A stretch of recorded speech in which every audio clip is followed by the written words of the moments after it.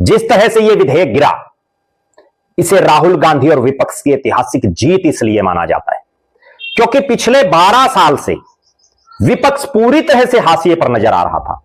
लगातार चुनाव पर चुनाव हारे जा रही थी कांग्रेस और अन्य विपक्षी दल, और हर तरफ एक ही चर्चा थी कि मोदी का विकल्प नहीं मिल रहा, मोदी को नहीं हराया जा सकता। भले ही चुनाव ना हो, लेकिन देश की सबसे बड़ी पंचायत संसद में पास होने वाले इस बिल पर सबकी निगाहें थी, और जब इस बिल में तथ्य रख करके कांग्रेस के सांसदों ने अपनी बातें रखी, तथ्यात्मक रूप से बातें रखी, और उन्होंने यहां तक भी कहा कि जब महिला आरक्षण जो बिल है वो 2023 में पास हो गया था, तो अब ये क्या है, अपने आप में बहुत बड़ी बात है। इस जीत के बाद कांग्रेस के नेताओं का हौसला, विपक्षी नेताओं का हौसला सिर आसमान पर है।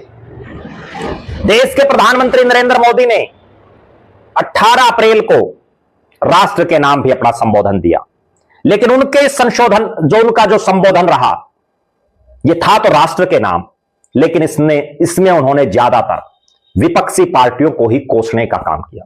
ज्यादातर उनका एक राजनीतिक भाषण जो होता है वही बनकर के रह गया राष्ट्र के नाम उनका संबोधन।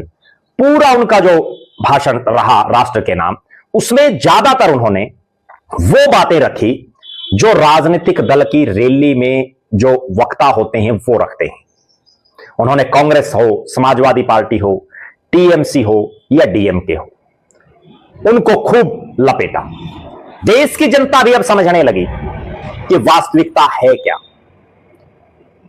जो नरेंद्र मोदी का जलवा 2014 से चला और 24 आते आते कम हो गया, क्योंकि 14 में बहुमत मिला बीजेपी को, 19 में बहुमत से भी ज्यादा सीटें मिली, लेकिन 24 आते आते बैसाखियों के सहारे यानी दूसरे दलों के सहारे सरकार बनाने पड़ी बीजेपी को। दूसरे दलों के सहारे सरकार चला रहे हैं नरेंद्र मोदी।